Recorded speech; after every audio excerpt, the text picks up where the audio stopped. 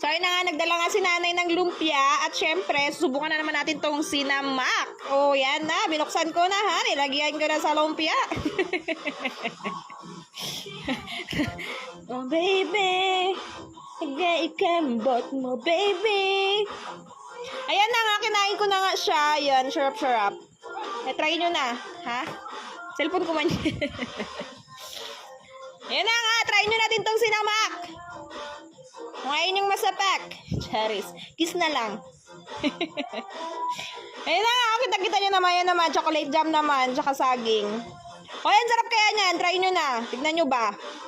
Ayan, no, nilagay ko siya sa saging. O, nalaglag pa yung saging. Ang dulas eh. Sana, oh, madulas. Ayun na nga, kinain ko na siya. Ayan, o, diba? Kita nyo naman, nabawasan. Di ba halata? O, ayan na, dagdagan natin chocolate. Kasi nga, ang yummy, ah.